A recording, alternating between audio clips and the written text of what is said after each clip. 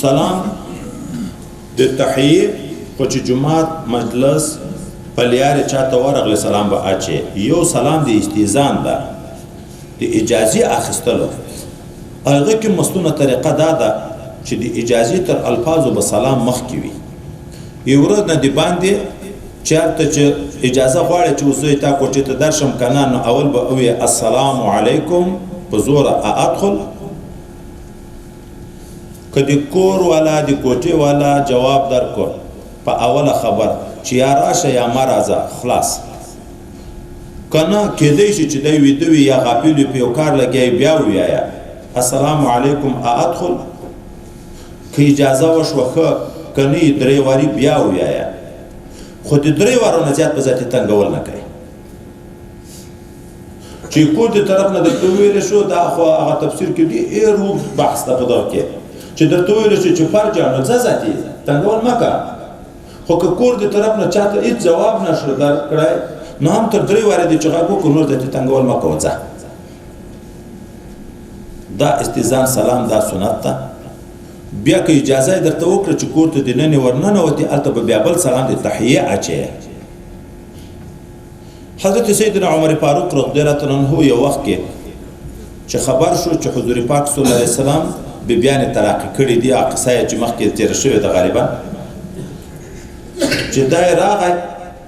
چې حضرت نبی اسلام په پاس برخانه کې ده صحابه په جمعات کې ناس دي ژاړي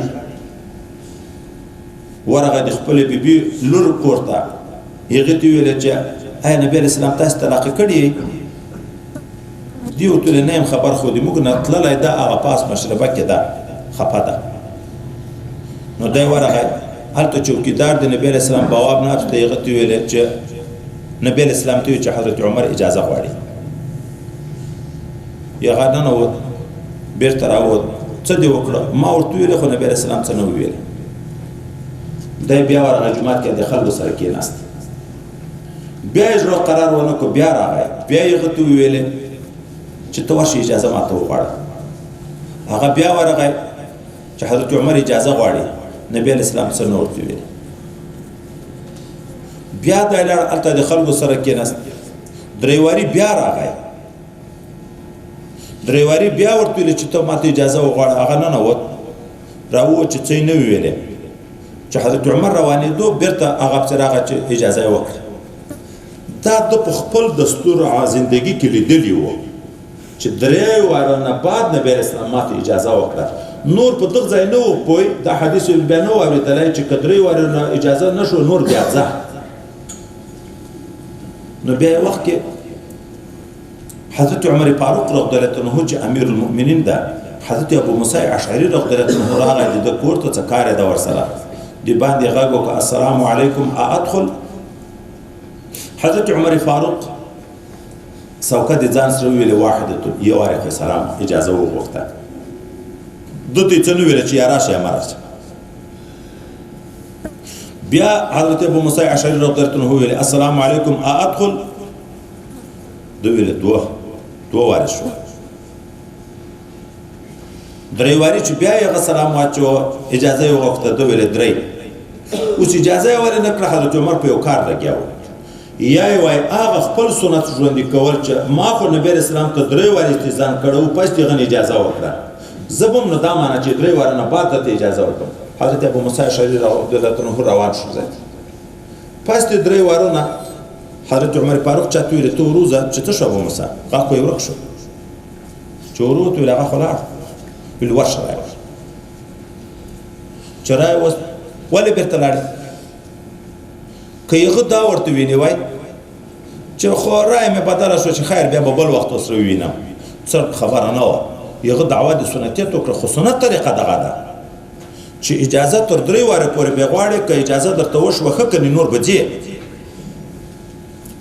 حضرت عمر چې دا د سنتو دعوه وارد د خو الته په خپل ژوندۍ کې نه ولیدلی نو ذاتي وتوله وای شاید به خدای راولې کړي کار بده وای دې دغه لپاره نه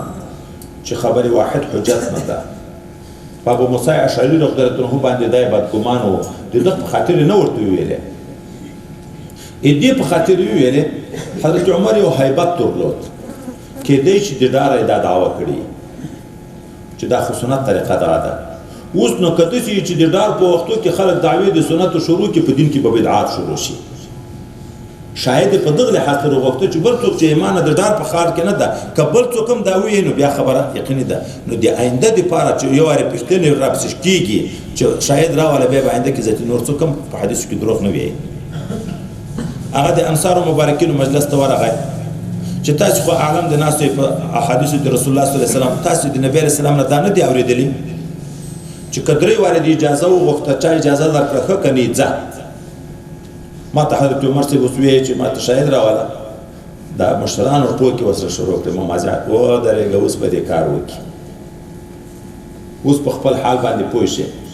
حضرت ابو سعید خدري کشر و، دی وایي چې دا مشرانو خو ټوکې ورسره کړې، خو همزولی دي، همزولی سره کړی شي. ده خو ټوکه نه شوی کړی، کشر و تر هغه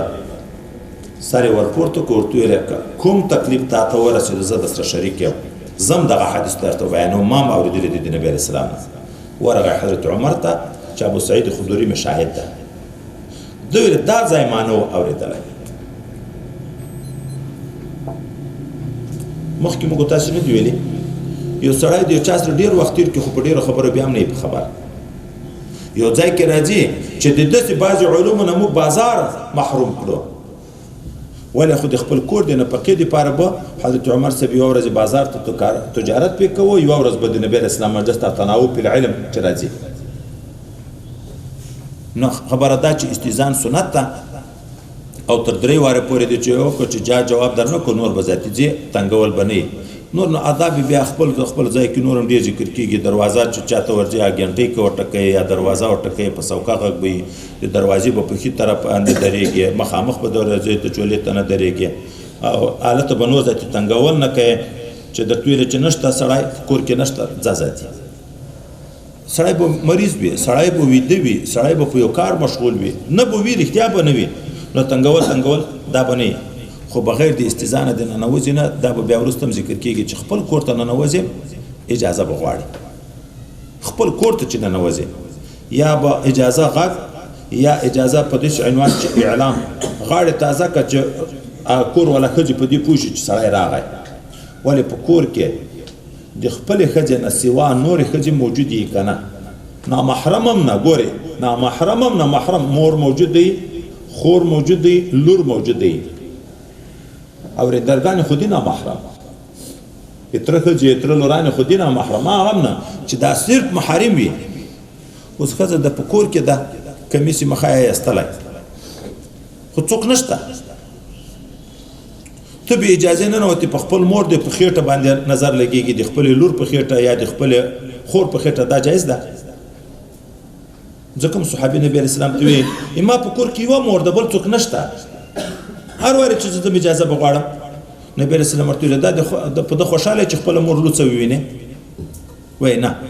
خو مور دې ده، محرم ده، خو محرم ته خو ځای د هغه نظر خو ښوول شوی چې د محرمې ښځې غاړې ته کتی شي، سر ته یې کتی شي، دغه لاسو ته یې کتی شي، دغه پښو ته یې کتی شي، دا د محرمو د خپلې ښځې خو هر ځای ته، دا نور مور خور لور، خو د هغو خو به هم سینې ته نه ګورې، د هغو خو به هم نس ته نه ګورې، د هغو خو به هم را ته نه ګورې. خو نن سبا وایي استیزان پوت شوی ده په خلکو کې، لکه تفکیر وختي تلک جمعې لمانځه ته دا په خلکو کې پاتې ده، څومره غټ ثواب ده پکې، خو خلک یې اهتمام نه کوي. استیزان مسنون طریقه ده، څومره حکمتونه دي پکې، خو خلک د کور سړی خو ذاتي که د تره زوی ده، که د لیوار ده، که هغه ده چې وارې په یو کور کې سره اوسېږي، اجازې مجازې نشته. دا نن چې ښځه به کالي مینځي، لاسونه به په دغه ځای باندې مخامخ په یوې غړۍ هر څه به لوڅ وي، مګر خولې ته ورته ودرېدو، هغې ولیده. دا وایي نن سبا